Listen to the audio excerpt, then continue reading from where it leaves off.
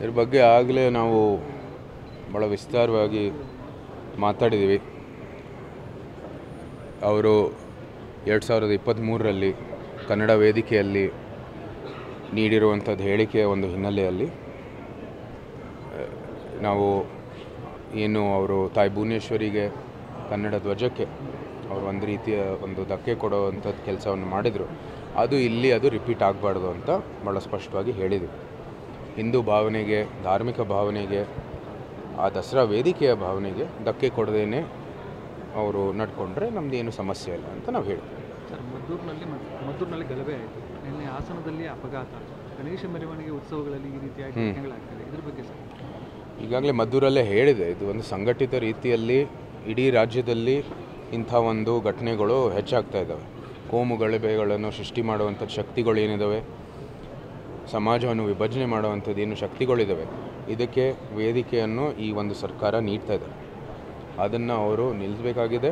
ಅತ್ಯಂತ ಒಂದು ಗಾಂಭೀರ್ಯತೆಯಿಂದ ಇದನ್ನು ಒಂದು ತನಿಖೆ ಮಾಡಿ ಏನು ಶಕ್ತಿಗಳಿದ್ದಾವೆ, ಇದು ಒಂದು ಹಿಂದೂ ಸಮಾಜವನ್ನು ಒಡೆಯುವಂಥದ್ದು ಏನು ಶಕ್ತಿಗಳಿದ್ದಾವೆ, ಅದರ ಬಗ್ಗೆ ಒಂದು ತನಿಖೆ ಮಾಡಿ ಅದ್ರ ಬಗ್ಗೆ ಒಂದು ಕಠಿಣ ಕ್ರಮವನ್ನು ತಗೋಬೇಕಾಗಿರ್ತಕ್ಕಂಥದ್ದು ಈ ಸರ್ಕಾರದ ಒಂದು ಪ್ರಥಮ ಒಂದು ಕರ್ತವ್ಯ. 8 ರಿಂದ 9 ಜನ ಅಮಾಯಕ ಯುವಕರು, ಅಂದರೆ ಎಲ್ಲ 25 ವರ್ಷ, ಅಂದರೆ ಇಂಜಿನಿಯರಿಂಗ್. ಮದ್ದೂರಲ್ಲೂ ಸಹ ಅದೇನೇ ಆಗಿರೋದು.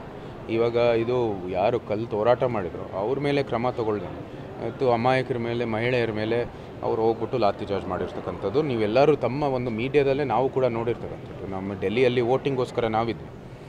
ಸೊ ಇಂಥ ಒಂದು ಘಟನೆಗಳು ಹೆಚ್ಚಾಗ್ತಾ ಇದ್ದಾವೆ. ಉದಯಗಿರಿ ಠಾಣೆ ಇರ್ಬೋದು, ಮೈಸೂರಲ್ಲಿ ಹೋದ ವರ್ಷ ನಾಗಮಂಗಲಲ್ಲಿ ಇದು ಗಣೇಶ ವಿಸರ್ಜನೆ ಮೆರವಣಿಗೆಯಲ್ಲೂ ಕೂಡ ಕಲ್ಲು ಹೋರಾಟ ಆಗಿತ್ತು. ಗಣೇಶವನ್ನು ಪೊಲೀಸ್ ವ್ಯಾನಲ್ಲೇ ಕೂರಿಸ್ಬೇಕಾಗಿರ್ತಕ್ಕಂಥ ಒಂದು ಸನ್ನಿವೇಶ ಬಂದಿತ್ತು. ಈಗ ಮದ್ದೂರಿನಲ್ಲಿ ನಡೀತಾ ಇದೆ. ಶಿವಮೊಗ್ಗದಲ್ಲೂ ಕೂಡ ಒಂದು ಘಟನೆ ಇತ್ತು, ಭದ್ರಾವತಿಯಲ್ಲಿ. ಮತ್ತು ನೀವು ಇವಾಗ ಹೇಳ್ತಾ ಇರ್ತಕ್ಕಂಥದ್ದು ಇಲ್ಲಿ ಹಾಸನದಲ್ಲೂ ಕೂಡ ಒಂದು ಘಟನೆ ನಡೆದಿದೆ. ಇದು ಸಂಘಟಿತ ರೀತಿಯಲ್ಲಿ ಒಂದು ನಮ್ಮ ಏನು ಭಾರತೀಯ ಸಮಾಜ ಇದೆ ಅದು ಒಡೆಯುವಂಥದ್ದು ಕೆಲಸ ಆಗ್ತಾಯಿದೆ. ಇದನ್ನು ಅವರು ಸಂಘಟಿತ ರೀತಿಯಲ್ಲಿ ಪರಿಗಣಿಸಿ ಇದಕ್ಕೆ ಒಂದು ಕಠಿಣವಾದಂಥ ಕ್ರಮ ತಗೋಬೇಕಾಗಿರೋದು ಅತ್ಯವಶ್ಯಕ.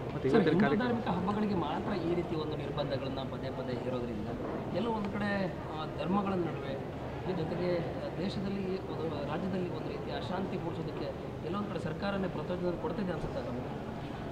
ಆಗಲೇ ಹೇಳನಲ್ಲ, ಸಂಘಟಿತ ರೀತಿಯಲ್ಲಿ ನಡೀತಾ ಇದ್ದರೆ ಇಂಥ ಶಕ್ತಿಗಳಿಗೆ ಯಾರು ವೇದಿಕೆ ಕೊಡ್ತಾ ಇದ್ದಾರೆ? ಕಾನೂನು ಮತ್ತು ಸುವ್ಯವಸ್ಥೆ ಯಾರ ಕೈಯಲ್ಲಿದೆ? ಇದು ತಾರ್ಕಿಕವಾಗಿ ವಿಶ್ಲೇಷಣೆ ಮಾಡಬೇಕಾಗಿರ್ತಕ್ಕಂಥದ್ದು ಶಕ್ತಿ ಇದ್ದರೆ ನಾವು ಅದೇ ಅಂತ್ಯಕ್ಕೆ ಬರ್ತೀವಿ. ಕಾನೂನು ಮತ್ತು ಸುವ್ಯವಸ್ಥೆ ರಾಜ್ಯ ಸರ್ಕಾರದಲ್ಲಿ ಇದೆ. ಆಡಳಿತ ಪಕ್ಷ ಯಾರು?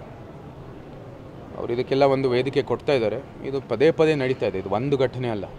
ಕೋಮು ಗಲಭೆಗಳನ್ನು ಸೃಷ್ಟಿ ಆಗ್ತಾ ಇರೋದು ಇಡೀ ರಾಜ್ಯದಲ್ಲಿ ನಾವು ನೋಡ್ತಾ ಇದ್ದೀವಿ, ಹೆಚ್ಚಾಗ್ತಾ ಇದೆ. ಅದ್ರ ಬಗ್ಗೆ ಕ್ರಮ ತಗೋಬೇಕಾಗಿದೆ. ಶಾಂತಿಯುತವಾದಂಥ ಸಮಾಜ ನಿರ್ಮಾಣ ಮಾಡೋಕ್ಕಾಗಿ ಅವರು ಮುಂದುವರಿಬೇಕಾಗಿದೆ.